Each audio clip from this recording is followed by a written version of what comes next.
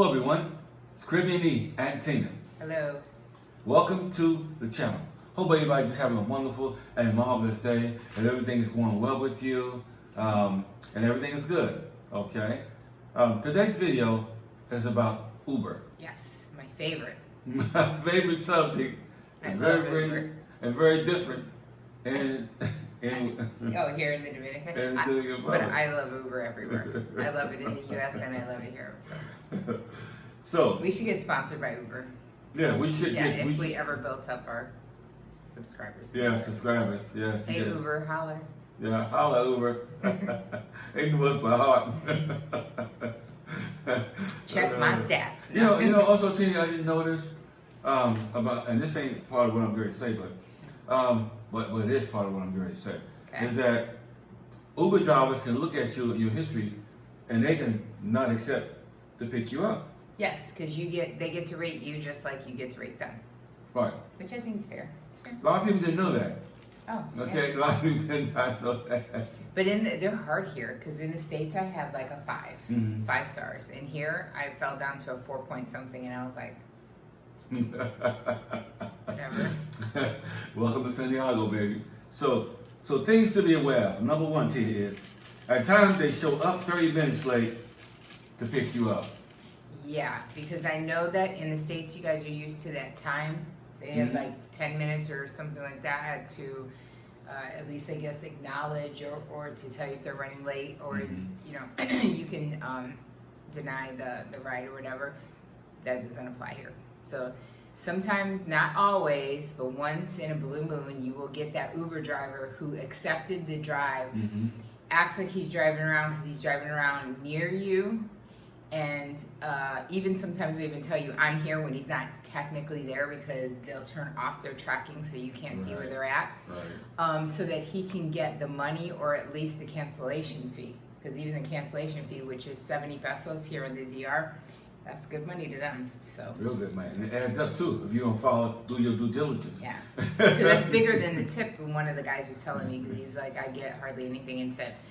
So 70 peso cancellation fee to us, it's only like $1 and $1.05 or something like that. Yeah. But to them, that's good money because they probably won't even get tipped 70 pesos. So, yeah. Right. So sometimes they do that. Yes. Yeah. So that's number one. Yep. Number two, some Uber drivers show up with the wrong color car, but correct license plate, or the other way around. Like I take my and sometimes they don't have the right color, and they don't. Remember the Uber driver I had, that it was his dad's Uber. His dad's Uber, yeah. But it was the son driving, so the dad had a gold car, because I told you, we're looking for a gold Hyundai, and then a silver, whatever, I think it was a Hyundai too, but a silver car pulled up, and the guy was like, Tina, and I'm like, you're young, I'm looking for a old guy. Yeah, and he was like, oh, it's my dad's, I'm driving for my dad. And I was like, okay. I mean, I had to go, so we had to go somewhere, so I took it. But yeah, sometimes it's not, you're right, not the right color car, because it's not the right car. It's their other car. Right. And sometimes it's not even the plates. Sometimes it is. And then sometimes it's, No, Tina. I know, I don't know that. That can be one of the most scariest moments for someone, as a tourist, here for the first time. Yeah. And you really don't know the system, because if you're nervous, if you're nervous, safety, and cautious, it's a safety thing. Yeah. But what's the giveaway is they know your name. Yes. And that's why I tell them, roll the window down or something, I'll pull it back and make sure that they got, Eric. Right. And you say Tina to make sure that. Well, I don't say it. I say Paquien, for who, Paquien. And then they say Tina, and I go, see. I say, okay. See? And I always in my Uber drives, always leave a tip. But remember what I did at. What? He and I were at PriceSmart, and this guy pulls up, and I thought he said Tina. Wow. It sounded like Tina to me. So I got in the car. He was packing the back, and he goes, are you sure you're in the right car? And I was like, yes. And then this girl walks up and was like, oh, sorry, I thought this was my Uber. And I was like, no, because I thought it was mine. And he gets in and we start going, and the guy goes, "Where are you going?" And I tell him where we're going. And then the guy doesn't say anything, and then all of a sudden he gets a phone call, and it's the girl, and he turns around and goes, "Wait, is your name," I can't even remember what he said, and like Salima or something like that. And I said, "No, I te dije que, yo soy Tina." And he goes, I said Salima. And I was like, oh my God. And he goes, oh, he tells the girl on the phone, I thought she said it was her, so I took her. And then he goes, "Where are you going?" And I tell him again, and he goes, "Oh, you're closer." And I said, "Yeah, I'm closer, and I'm going to tip you, so don't worry about it." And luckily he took us home because we had trunk. And you said, "Didn't you look at the license plate?" But I don't look really at the license plate because of that. I don't look because sometimes they don't have the right license plate number. I got home though. We got home. We got home safe, thank God. Is this Charles and Aaron out here? Cool. He was nice. Well, he was real nice. He was real nice. He was real cool. And I'm kind of shocked to see how many actually Uber drivers that I rode with that speaks perfect English. Yes, like yesterday. Yeah, and the guy's like, he understood exactly what we were saying. And I was like, well, how, I don't know. A lot of them understand what they don't speak, but he spoke very good English. He spoke very good English? He spoke very good. And even sometimes when I try to speak Spanish to them, they'll come back with an English word. Because if they know you English, they want to try their English out on you as an English person. Yeah. Because I seen one lady at the bank when I went and paid gas bill one time. And she said, "You know what?" And even people at the dentist, they said, "We really don't get a chance to practice our English. Everybody here speaks Spanish."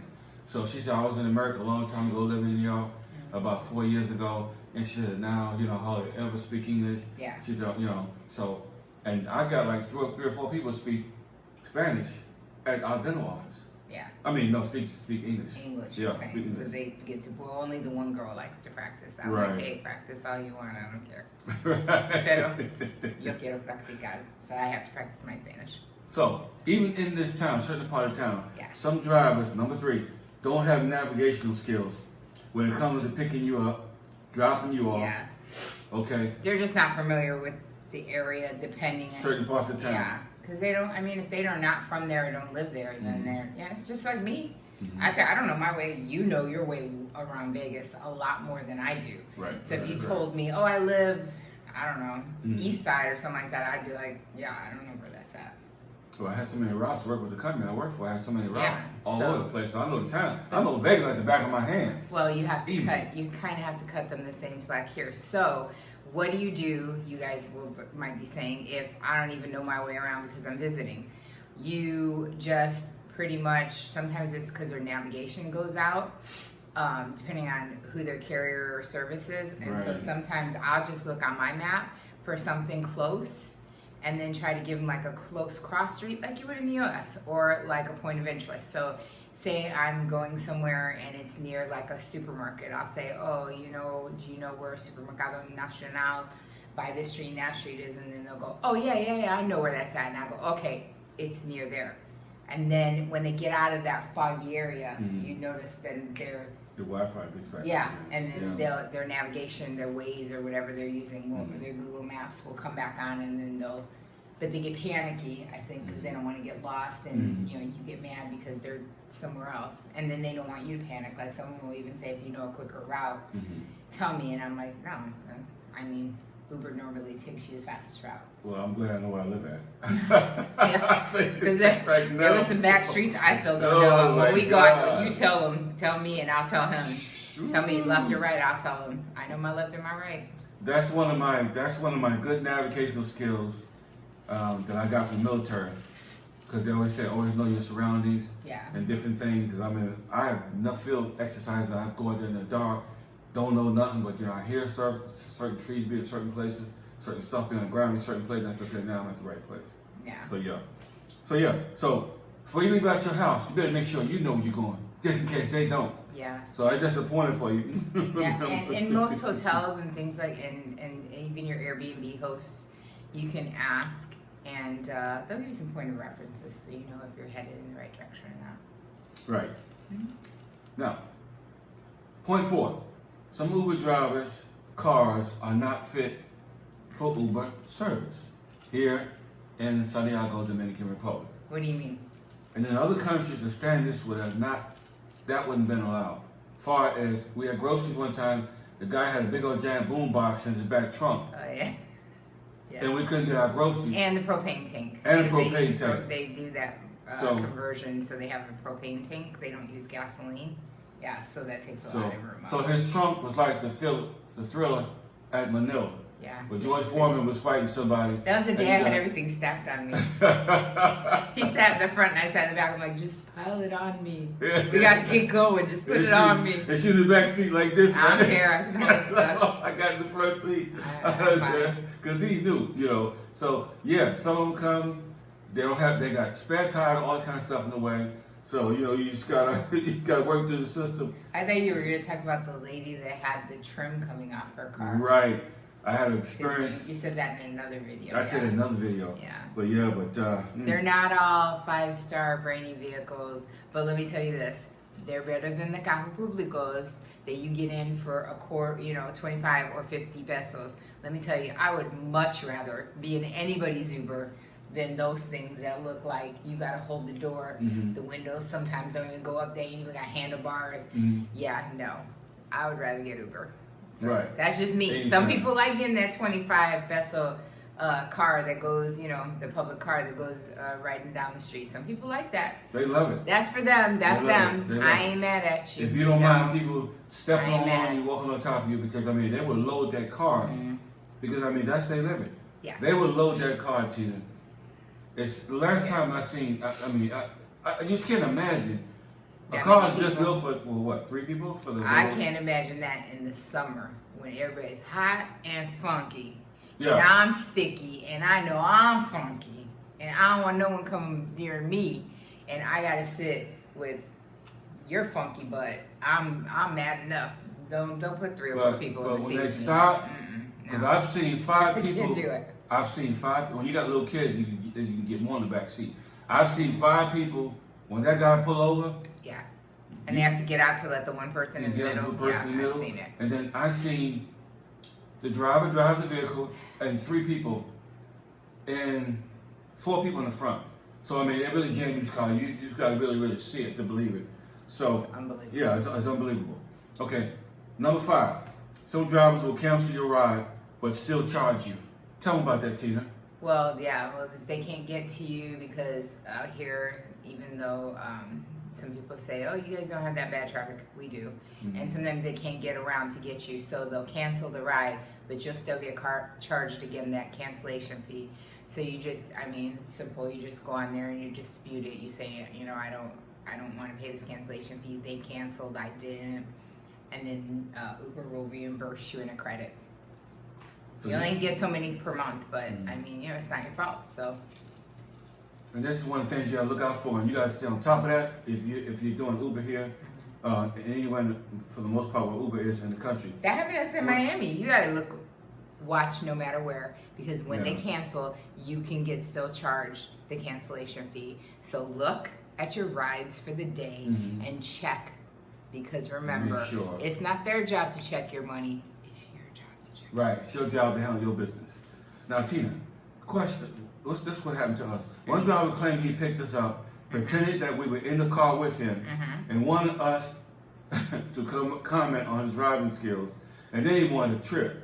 Okay, so lots of them will cancel on you. He wanted a tip. So a lot of them will cancel on you, but still charge you like you in the car. Not a lot. Once in a blue moon, it does happen. Don't you? That's the first time. He's being exaggerative. No, I'm not being exaggerative. Sometimes it happens, but yes. People do go the whole trip, act like they got you, and then finish off the trip, and then you get charged the entire trip. That has happened. That has, and I have written a nice little email to Uber on a couple of occasions that has happened. Because that happened at the airport, and that happened on one of the streets downtown. So I did write, and I got all my money back. So again, this is why I keep using Uber, because everything sounds totally negative. But I will tell you this, Uber has amazing customer service. And when you do an email, they get back to you. And things like cancellation fees are immediately put back as a credit on your account. So I have nothing but the utmost love for Uber. You can say what you want. But check this out though. I have. So, but this video. That's my opinion. So this video is about Uber, the problems that we experience, still love them. Things to watch out for because you should check. Yeah. But we're gonna do another video on the things we love about Uber in the country as well. And that's on another video. I can do that right after you're done. Yeah. Go ahead, you finish and I can do that like that. Okay. Put it right on this video, right guys? Okay. So the same video we're doing now? Sure. Okay. Why not? On the fly. So the good things I like about Uber is some drivers will get out to help you. Yes. Carry your groceries, luggage. And some drivers come with brand new cars. And some drivers come with not so new cars. But some Uber drivers will give you candy when you get inside. Chargers, water, just like water. Like in the U.S. It's like in the U.S.